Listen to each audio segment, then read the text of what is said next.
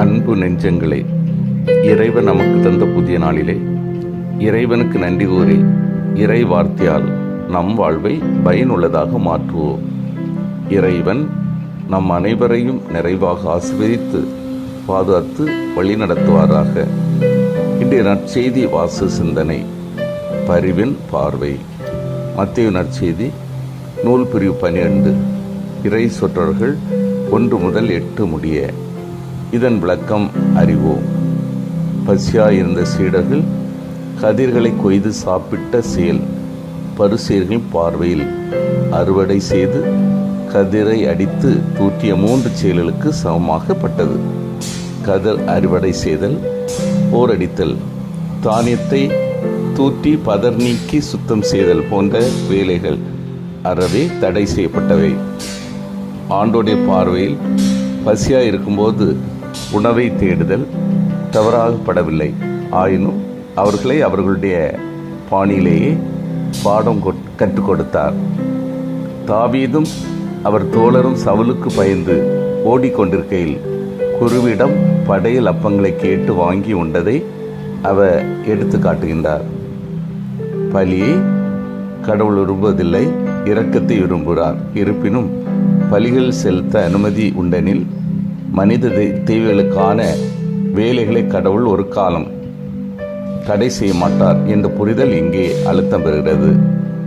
திருச்சட்டமும் குறிப்பாக ஓய்வு நாள் பற்றிய சட்டமும் சடங்கு சமய கடமைகள் போன்ற காரணங்களால் ஏற்படாமல் மனித விடுதலை சார்ந்து எழுந்தவை என்ற பார்வை கொண்டு ஆண்டவர் சட்டங்களை அணுவது குறிப்பிடத்தக்கது.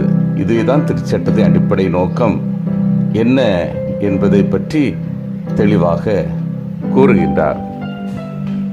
அன்பார்ந்தவர்களே, எந்த ஒரு நிகழ்வையும் மனிதரையும் ஒன்றுக்கு மேற்பட்ட பார்வையில் பார்க்கலாம். வியப்புக்குரிய இந்த உண்மை நமக்கு விடுதலை தரும். பொதுவாக எந்த ஒரு நிகழ்வையும் நமது பார்வையில் அல்லது நமக்கு பயன்தரும் வகையில் பார்க்க நாம் விரும்புகிறோம். அப்படி பழகிவிட்டோம். ஆனால் அதே நிகழ்வை பிறரது தேவை, உணர்வுகள், ஏக்கங்களின் பார்வையில் பார்க்க பழகிவிட்டால் அந்த நிகழ்வை பற்றிய நமது கணிப்பு, தீர்ப்பு நிச்சயம் வித்தியாசமாக இருக்கும்.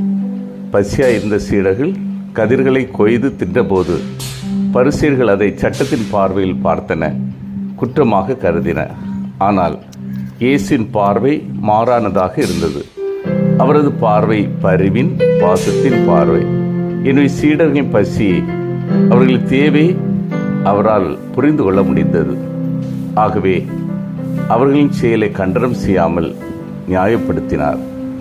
நாமும் பிறரது செயல்களை தவறுகள் என்று நாம் நினைக்கும் நிகழ்வுகளை நமது பார்வையில் பார்க்காமல் அவர்களது கண்ணோட்டத்தில் பரிவின் பார்வையில் பார்த்தால் பிறரை தீர்ப்பிடுவது குறையும், பரிவும் பாசமும் மலரும்.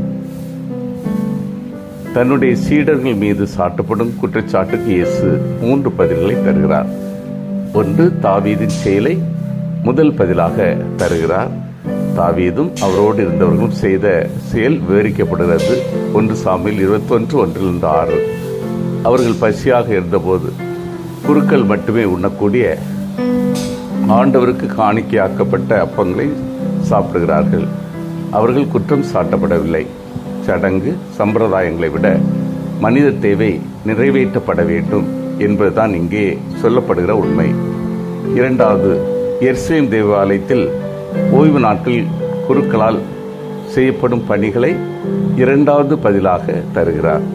பலி செலுத்துவதற்காக விலங்குகளை பலியிடுவது, ஒளியேற்றுவது, பொருட்களை பீடத்தில் வைப்பது என பல வேலைகள் ஓய்வு நாட்களில் ஆலயத்தில் நடக்கிறது.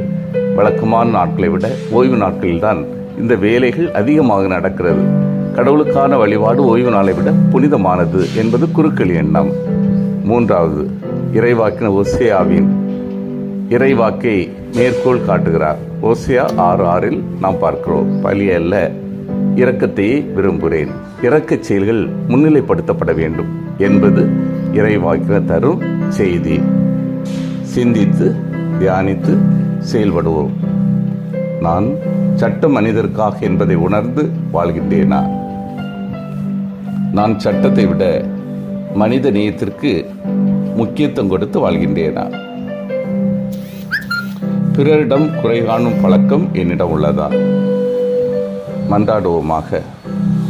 வல்லமை மிக்க இறைவா, நாங்கள் அனைவரும் சட்டம் மனிதர்க்காக என்பதை உணர்ந்து வாழவும், சட்டத்தை விட மனித நேயத்திற்கு முக்கியத்துவம் கொடுத்து செயல்படவும், பிறரிடம் குறை காணும் பழக்கம் எங்களிடமிருந்து வேரோடு மாறவும் வரம் தாரும்.